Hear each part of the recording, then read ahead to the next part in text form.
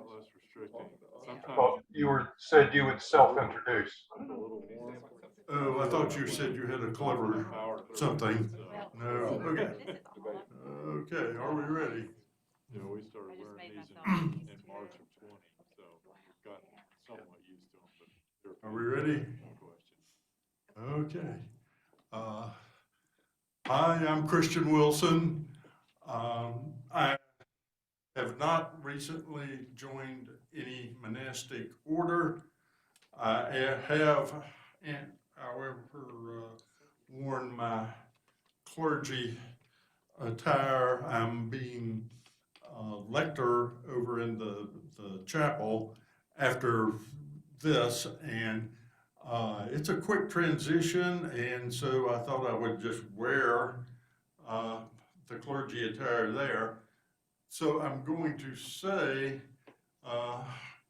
give you, maybe this is a quiz show, give you a quiz on clergy attire, and the folks back home are not going to see all this. Let's see, what do you call this white garment? ALB. And what do you call this rope? Holes. I didn't hear that correct, but maybe it's good that I didn't. The stole hold. Stole hold. I like that. Anybody got another? I've often wondered if you preached a bad sermon, the congregation could remove it and hang you with it. That would be rash. Yeah. What do you call it, anybody? Sure. Cincture. Cincture, okay. And let's see, yes, we've already said what this is. It is a Oh. It is a stole, and we wear different colors for the different seasons of the Christian year. Anybody want to tell me those really quickly? First season of the Christian year is Advent. What color? Purple. Purple or blue. Then the season of Christmas, what color? White. White. The season of Epiphany.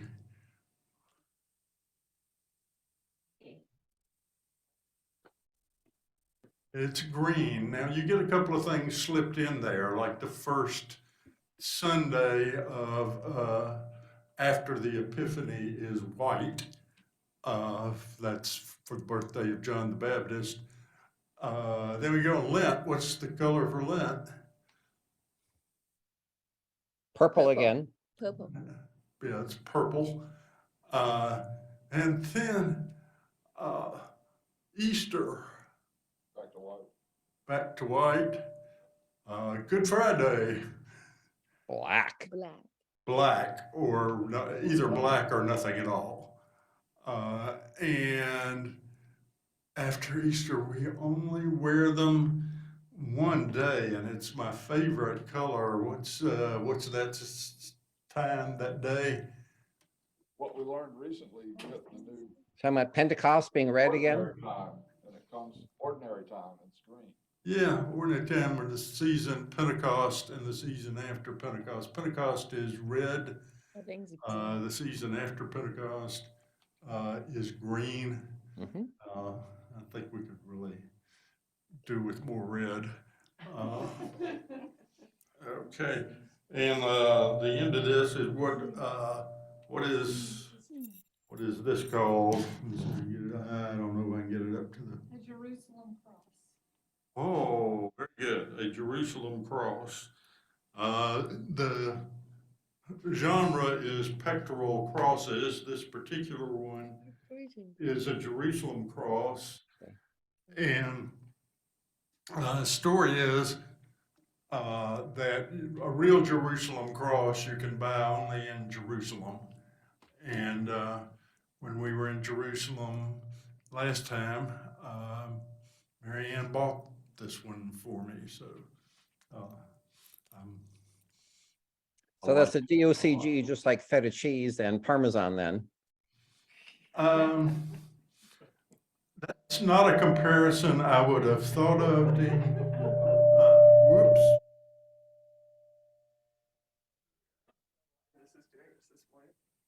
Okay.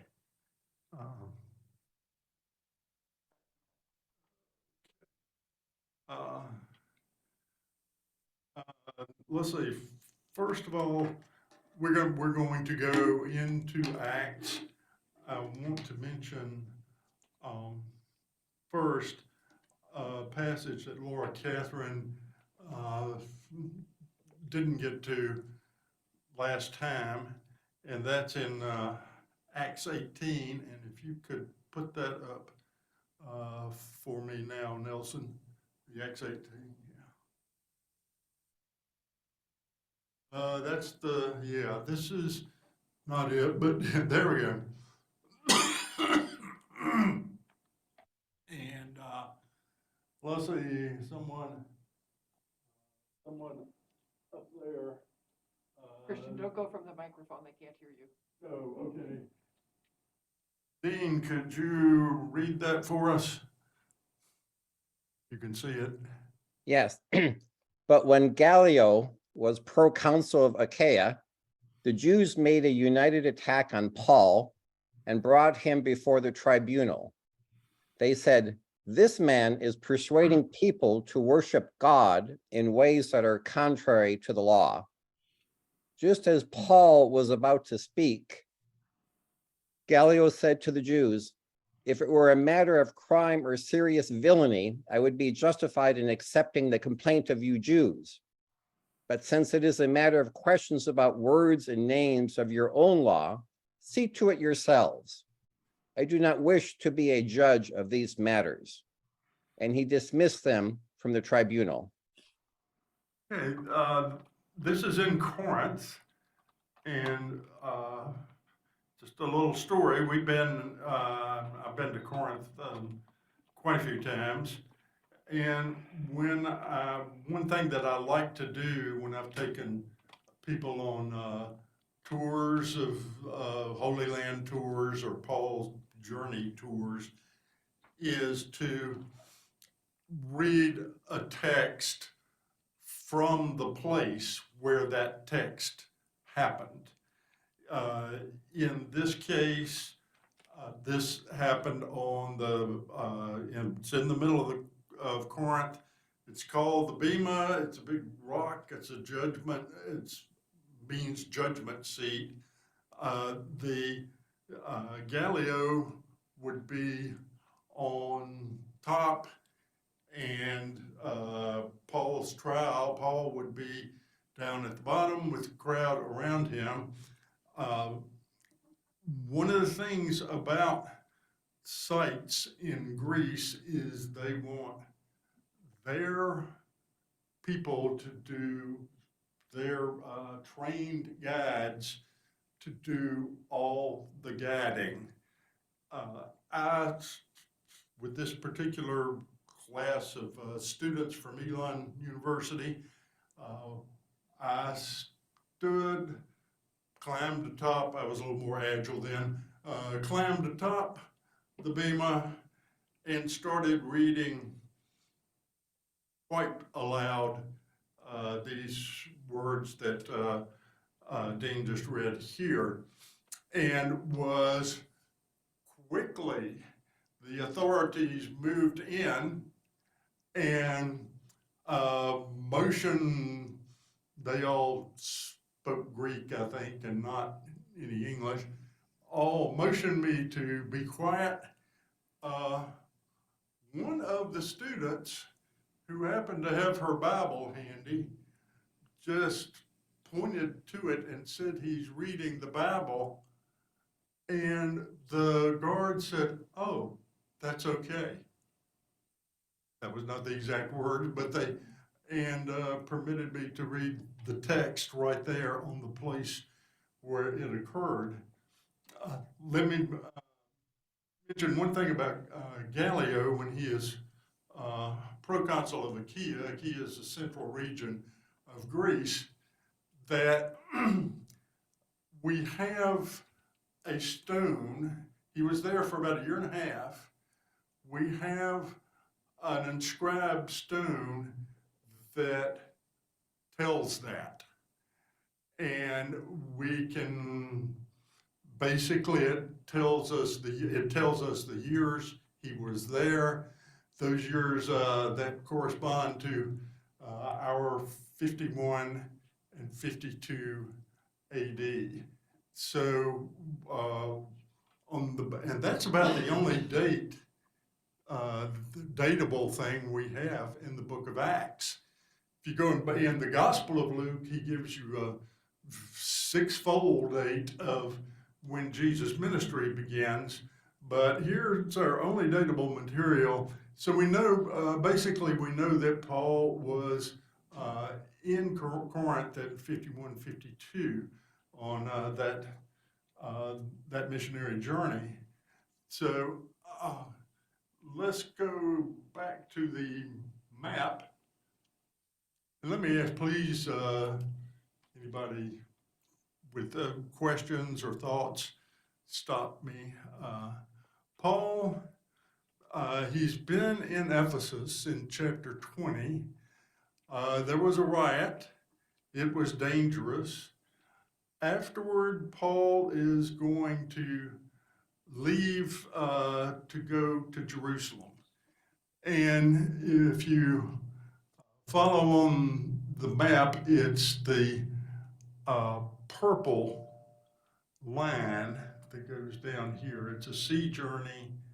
He goes to Rhodes, past Cyprus, down to Tyre, down to Ptolemais, which is modern day Akko, and down to Caesarea Maritima, which is only about 35 miles overland from Jerusalem. So does this in the spring, and here's and at the beginning of Acts 21, he gives that route. Here's a question, a mystery for us for today. I do not know the answer to this mystery. I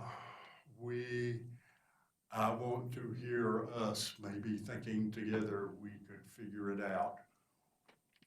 Why Paul is obsessed with the idea of getting back to Jerusalem. He's just gotten away from this riot in Ephesus. Everybody warns him not to go to Jerusalem. He will be in severe danger there. And he knows it. But nowhere that I can find does Luke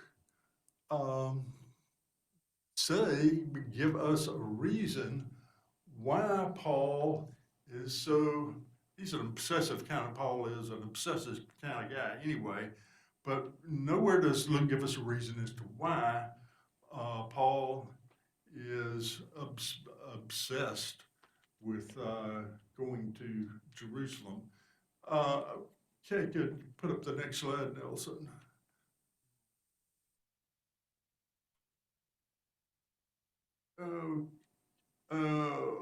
Okay.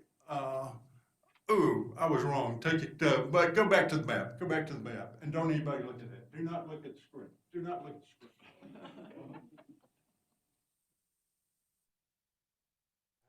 How many of you have ever been guilty of the sin of Eutychianism?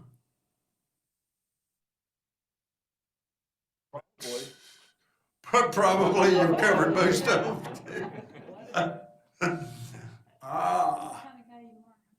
Does anyone Harry, as long as you keep being usher in church, I think you'll probably be all right. You've ever heard the word Eutychianism? The reason you have not heard it is likely that because I made it up. But Well, I'm clear then. yeah, the sin of Eutychianism is falling asleep in church. And here we're going to read the source of this. And so now go to that Acts 20 text. And Harry, would you read this text? I can't see it, I'm sorry. Oh, okay. Okay. Ah. I've got it here. It's better if somebody reads from the screen because then they can't hear us so well. Well, let's give it one shot. Read loud, Harry. 27.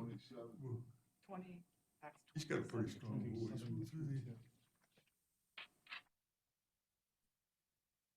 Got it.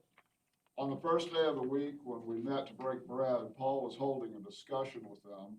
Are you folks hearing on the up there, out there? Good. Yes, we can hear.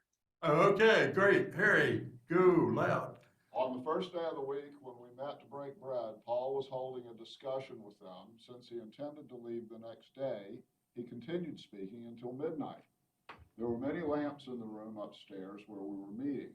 A young man named Eutychus, who was sitting in the window, began to sink off into a deep sleep while Paul talked still longer.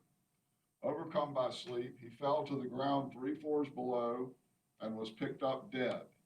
But Paul went down and, bending over him, took him in his arms and said, "Do not be alarmed, for his life is in him."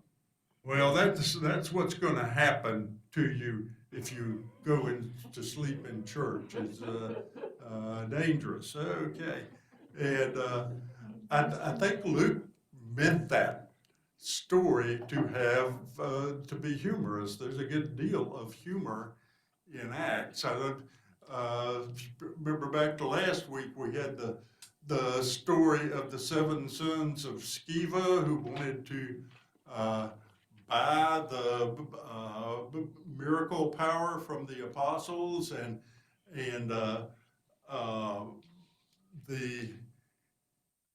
let's see, who was it? The devil who said to them, I know God and I know Paul, but who are you? Okay, well, it was good first century humor. Sometimes it doesn't quite translate as well to our century. Okay, next one, Nelson. Okay. This is the journey, and I think I won't read that. We covered on the map where Paul was going, so let's move a little further. The next one. Okay, and somebody up there, Regina, could you read us this one? Let's see, not Regina. Regina's up there too. Regina is there, I see. Okay, how about Lynn? You hear me? I can hear you. Yes. Okay. When we arrived in Jerusalem, the brothers welcomed us warmly. The next day, Paul went with us to visit James, and all the elders were present.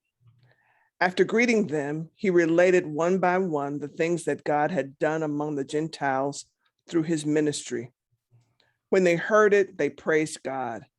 Then they said to him, "You see, brother, how many thousands of believers there are among the Jews, and they are all zealous for the law. They have been told about you that you teach all the Jews living among the Gentiles to forsake Moses, and that you tell them not to circumcise their children or observe the customs. What then is to be done? They will certainly hear that you have come. So do what we tell you. We have 4 men who are under a vow. Join these men, go through the rite of purification with them, and pay for the shaving of their heads. Thus all will know that there is nothing in what they have been told about you, but that you yourself observe and guard the law. But as for the Gentiles who have become believers, we have sent a letter with our judgment that they should abstain from what has been sacrificed to idols, and from blood, and from what is strangled, and from sexual immorality. Then Paul took the men, and the next day, having purified himself, he entered the temple with them, making public the completion of the days of purification, when the sacrifice would be made for each of them. Okay.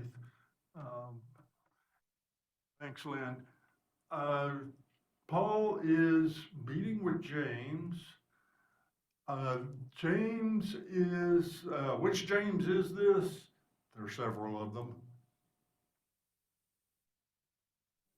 Brother?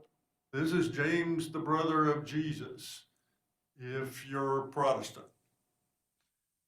If you are Catholic, no, it's James, the stepbrother of Jesus or something like that. There is in the Roman Catholic Church, or do any of you come from Catholic background? Where's Jay when I need him? The Roman Catholic Church has a doctrine called the Perpetual Virginity of Mary. And in many of their prayers, they will say, the Blessed Mary, ever Virgin. So that means that she could not have had other children.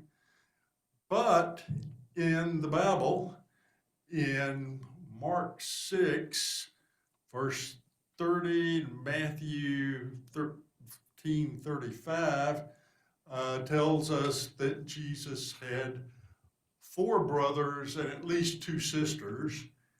And those, James is one of these 4 brothers, James, Judas or Jude, and the other 2, Simon and, this James, the brother of Jesus, not James who was the brother of John, this James has become, early on, the leader of the Jerusalem church. And there is there's underlying struggle here about church leadership. Luke wants to, I think may have said this before, Luke is a smooth it over kind of guy.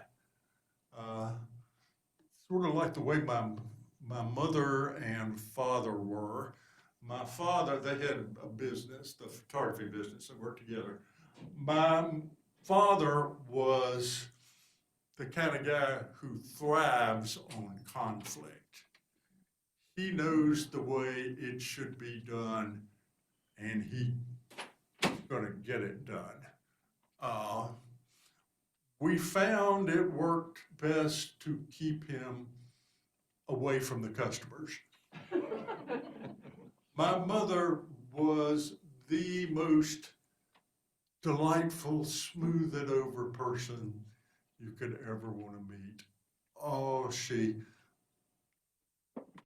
expressed, you just felt the love from her as she was sending you a bill. So that's sort of the difference between Paul and Luke. And if you read Galatians 1 and 2 sometime, Paul is angry. Well, the whole book of Galatians, Paul is so angry. And he, at one point, he just,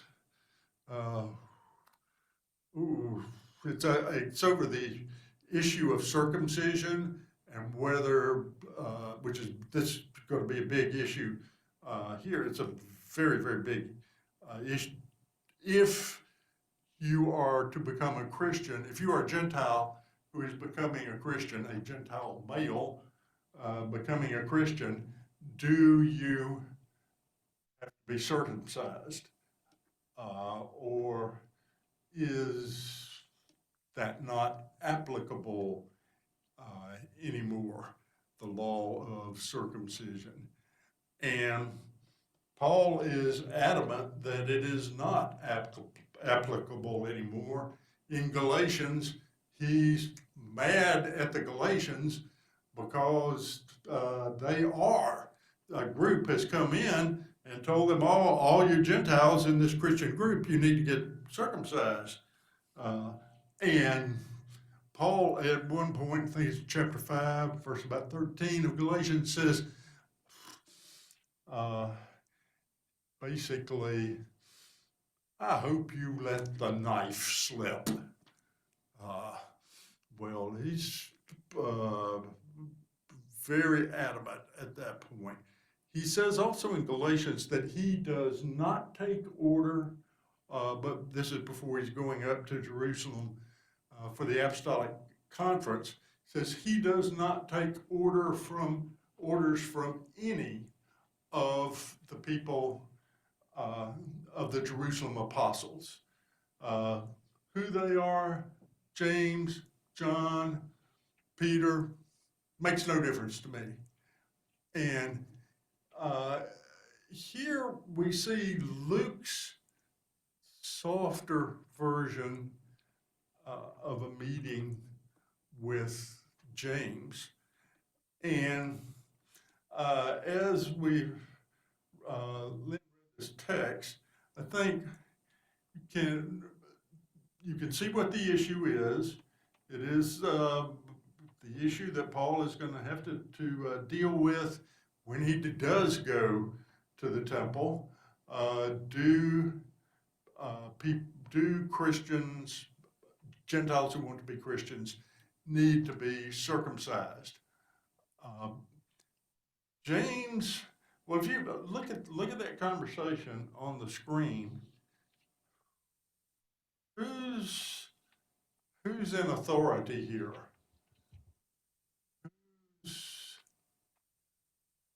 Is Paul or James more in authority here, the way you see it? Either one. Okay. But to the Jerusalem community, James would have been the higher authority. Yeah. Out of James, town was a different matter. I'm sorry. Out of town, Paul was out of town. He was way off Yeah. somewhere else, and he's got a whole new revelation. Yeah. James has stayed there in Jerusalem through this whole time, from the time after Pentecost all the way to this present time. And what we're talking probably around the year 60 in this text. So that's 30 years, and he is the recognized leader. If you look at verse 25, but as for Gentiles who have become believers, we have sent a letter with our judgment that they should abstain from what has been sacrificed to idols, and from blood and what is strangled, and from sexual immorality. Do you remember that text? Do you remember those? Okay, that was a letter. Well, James made a speech with many of those words in Acts 15 at the Jerusalem Council. And they sent a letter from the Jerusalem Council to the Christians in Antioch to this effect. So James's view is slightly different from Paul's. He says, yes, they don't have to follow the Torah. They don't need to be circumcised.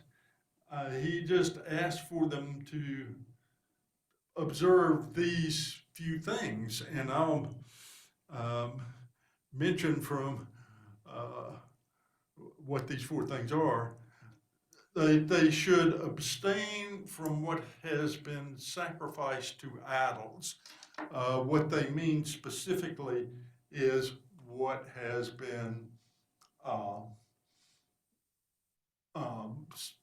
animals that have been sacrificed to idols. Temple, every religion of the time, except the Christians, every other religion practiced animal sacrifice. The temples, often temples were for one god, one particular god, but some of the temples, temple in Corinth is an example, you could bring in your Isis worships on Tuesday, Wednesday, you could bring in your traditional Roman gods worship, and it was fine. And they all sacrificed. The question is, what do you do with the animal after it's been sacrificed? Let's see, are any of you Episcopalians? Maybe really phrasing it slightly. Not a theologian, though. First time I was helping clean up after communion in an Episcopal church, and there was extra wine, and I was going to pour it out in the sink. Oh yeah, you know that, Kimberly? Yeah. Oh, no. You don't do that. Everything that has been sacrificed, that is, and it is viewed as the sacrifice in communion, that has to be consumed. And, you know, there are lots of jokes about that. The priest who consecrated a bread truck and the whole order had to be called out, all those. Yes, really. I was a block away growing up from St. Vincent's Paul Catholic School and Church in San Francisco. And there was a rectory on one side of the block, and then on the other side was a convent. And in the Catholic Church, I believe, they also drink all the wine left over. So you had to be very quiet in the playground in between on a Sunday afternoon because Father Murphy. Okay. Well, Mary Ann. I was going to the Episcopal Church.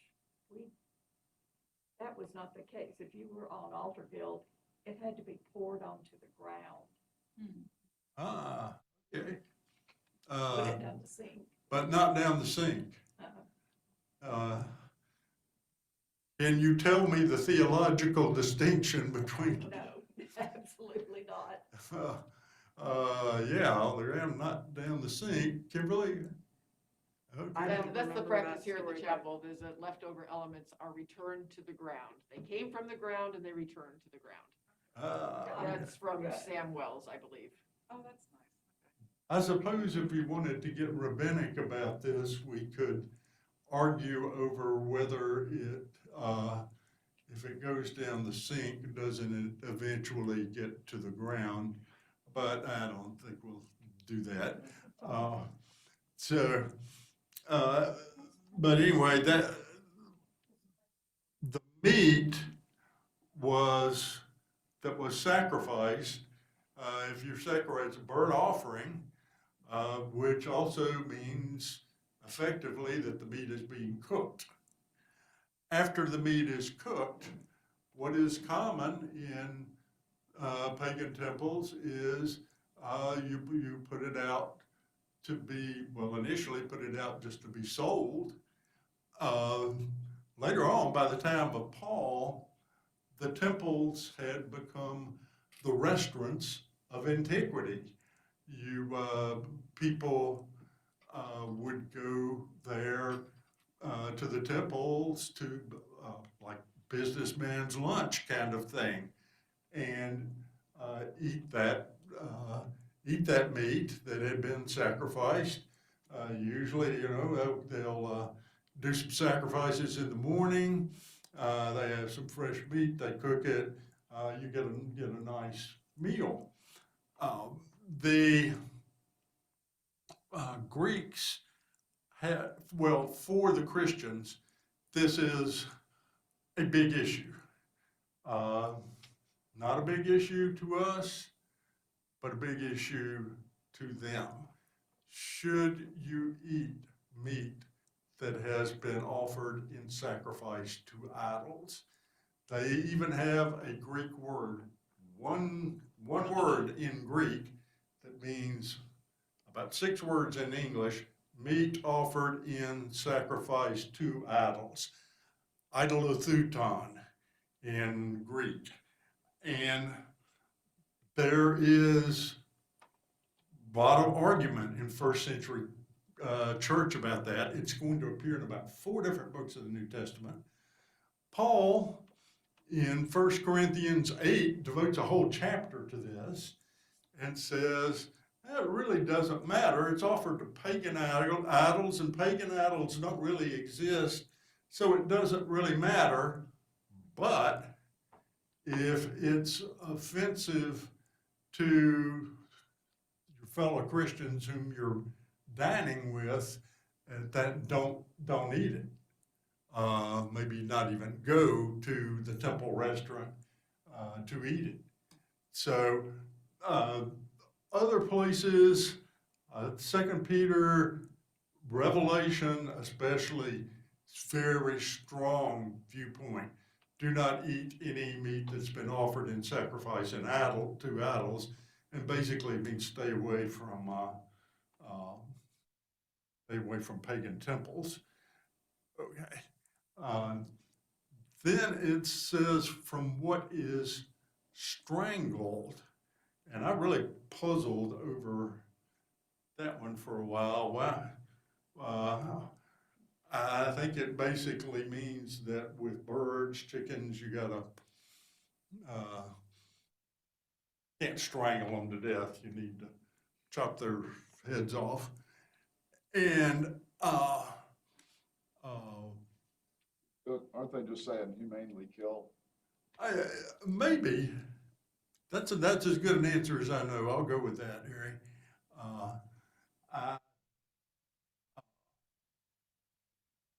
So the next one, sexual immorality, that one's easy to understand. There's an article called Not So Idle Thoughts on Idolotheuton by a friend of mine named Ben Witherington, who said that he saw a paper being given on this where there was a rubber chicken used to demonstrate why you should do this, that it is more humane. So Paul has consulted with James. James is not going into the temple. James is not going to go with Paul. He does tell Paul what the right things to do are. Go with these 4 other men, get your head shaved, show that you are an observant Jew. And Paul wants to go into the temple. Well, we can guess. We're going to guess why he wants to go in the temple. Okay, could we see the next one, Nelson? And Here's the drama. Paul has reached his destination. There were passages we didn't read where people warned him not to do this. And so, let's see, I need, I don't know if I can see the gallery up there. Let's see. See if Carl will read. Carl's online. Ask Carl. to Oh, read. Carl, okay. Carl, would you read it? When the 7 days were almost completed, the Jews from Asia who had seen him in the temple stirred up the whole crowd. They seized him, shouting, "Fellow Israelites, help! This is the man who is teaching everyone everywhere against our people, our law, and this place. More than that, he has actually brought Greeks into the temple and has defiled this holy place." For they had previously seen Trophimus the Ephesian with him in the city, and they supposed that Paul had brought him into the temple. Then all the city was aroused, and the people rushed together. They seized Paul and dragged him out of the temple, and immediately the doors were shut. While they were trying to kill him, word came to the tribune of the cohort that all Jerusalem was in an uproar. Immediately he took soldiers and centurions and ran down to them. When they saw the tribune and the soldiers, they stopped beating Paul. Then the tribune came, arrested him, and ordered him to be bound with 2 chains. He inquired who he was and what he had done. Some in the crowd shouted one thing, some another. And as he could not learn the facts because of the uproar, he ordered him to be brought into the barracks. When Paul came to the steps, the violence of the mob was so great that he had to be carried by the soldiers. The crowd that followed kept shouting, "Away with him." Okay. This is a violent situation. Crowds can get violent. January 6th, crowds can get violent. Paul didn't bring a Gentile into the temple, but he is blamed for doing that. Paul does hang out with Gentiles, which is, according to interpretations of the Torah, something a Jew should not do. You should not have anything to do with Gentiles. So a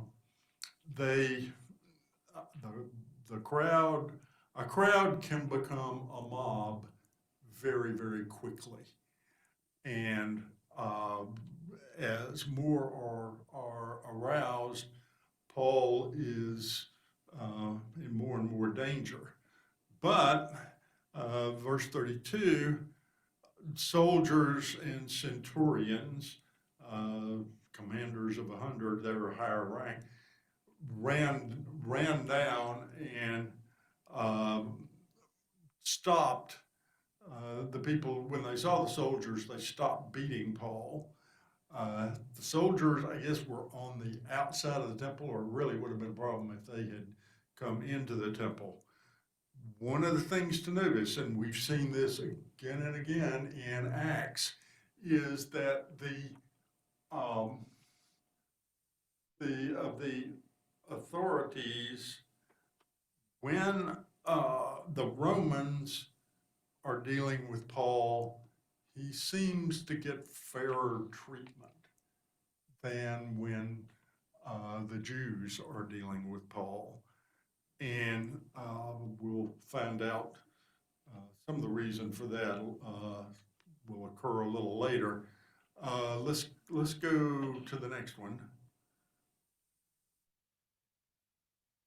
And let me read this. Just as Paul was brought into the barracks, he said to the tribune, "May I say something to you?" And the tribune replied, "Do you know Greek?"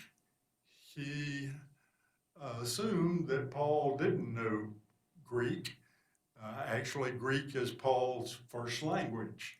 He grew up in a Greek city in Tarsus, and grew, well, he may have learned both languages together. When they say Hebrew,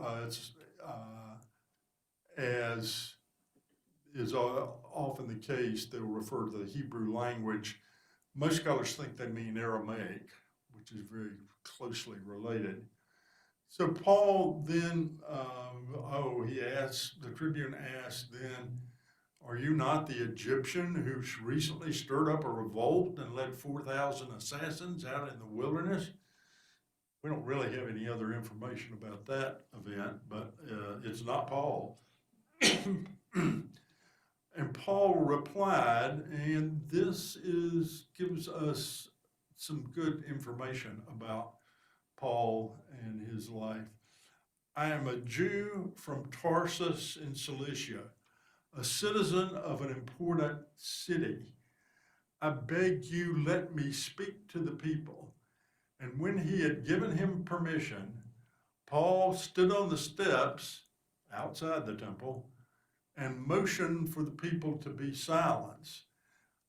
And there was a great hush. Well, if the tribune hadn't been around, there wouldn't have been a great hush. But the tribune and these soldiers, yeah, we better be quiet and listen. And so he's going to make lengthy defense, and he speaks to them. He speaks in Aramaic or possibly the Hebrew. It does say Hebrew of his defense. And what he is. Let me read the first part of that, down at verse 3. Paul says, "I am a Jew, born in Tarsus of Cilicia, but brought up in this city at the feet of Gamaliel." Remember, Gamaliel is the best known rabbi of that age, Gamaliel first, and we hear about him. We have quotations from him in some of the rabbinic writings of the period. So he says, educated strictly according to our ancestral law. And he did have Paul knew the Old Testament. Paul knew the laws. Paul, question here, Paul at least says that Gentile Christians, you don't have to follow the laws of the Torah. Eat all the shrimp you want.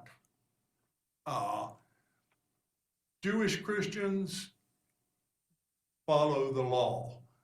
Don't eat any of those forbidden foods, shellfish, that'd be no crab, no shrimp, no lobster, and various other. Follow the law.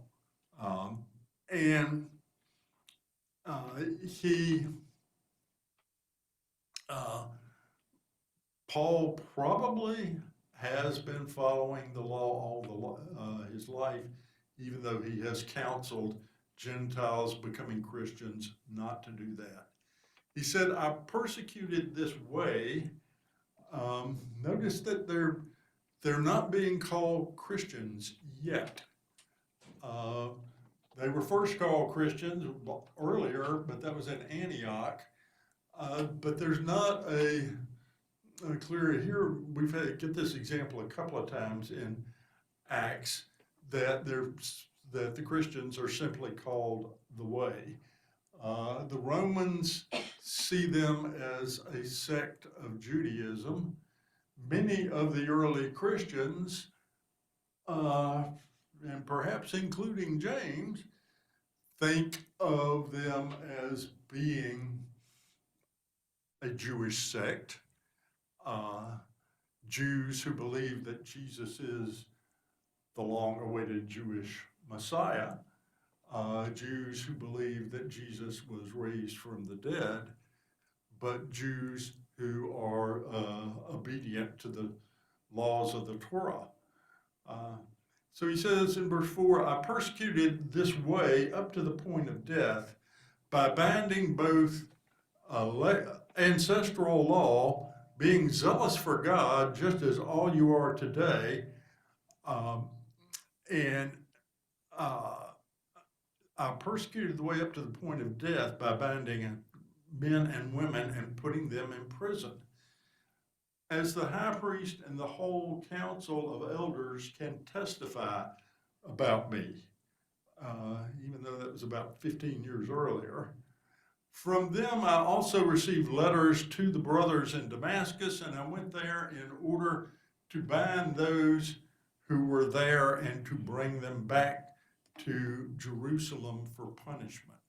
From that point, Paul retells the story of the Damascus Road experience.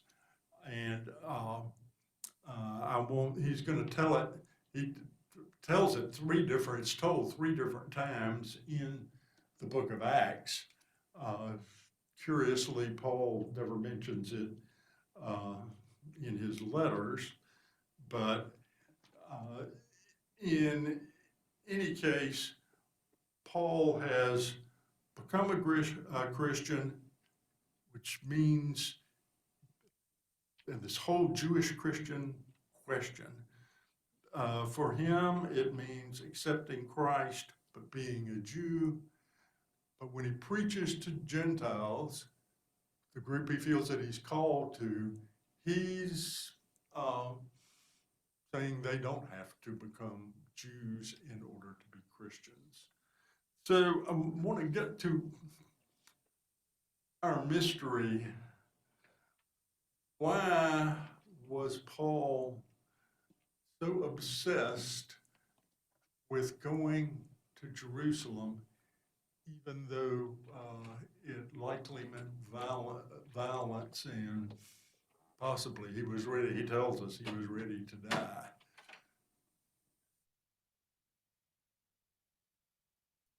And I don't think they're wrong answers on this. This is just.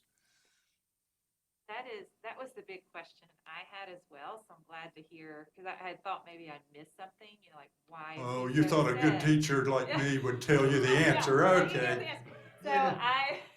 So I'm glad to know that I didn't miss anything, that he just, because it doesn't give us a reason. He just is so set on going. And all I can gather is that that's just really where he felt God was leading him. And with his personality, he just wanted to take that final stand. But I don't know. That's total assumption on my part. Okay. Melody says where God's leading him, where he wants to take his final stand.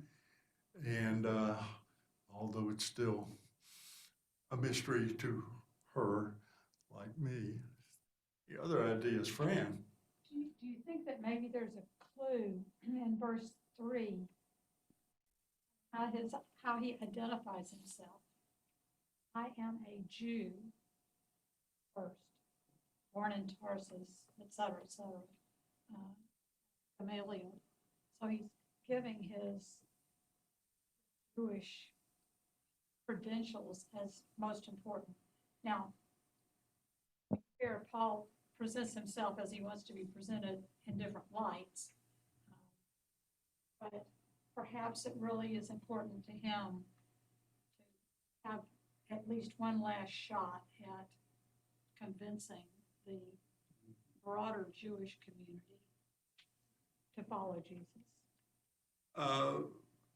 Fran is saying that Paul, in identifying himself and even to the effect of proclaiming his Jewishness in this speech, he wanted to take one last chance for making that known and making new disciples. Is that fair to what you said? Yeah. And yeah, he certainly said, you know, we read the speech a couple of weeks ago, the speech in Athens on the Areopagus. Paul mentions nothing about his being a Jew in that speech, or nothing about the Old Testament, nothing about anything Jewish. So, okay, other thoughts? I wonder if Well, in volume, oh,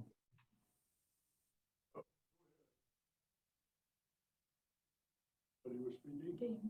Dean, go ahead. they can't hear you, Christian. You have Dean, the are you microphone. muted? Whoops. You gotta get. Dean, are you muted? so, well, in volume 1, Luke tells how Jesus sets his face towards Jerusalem after the transfiguration, and you have half the gospel with Jesus setting his face to Jerusalem. And so here you almost have a mirror image of Paul in following Jesus doing exactly the same thing. So I think it's kind of almost, there's like a linkage there. Well, That's what I was going to say, Dean, that I think I wonder if for Paul, following Jesus means that he has to end like Jesus too. yeah, okay, that's very insightful. I may be able to go with that. And of course, the difference is Paul's not going to die in Jerusalem.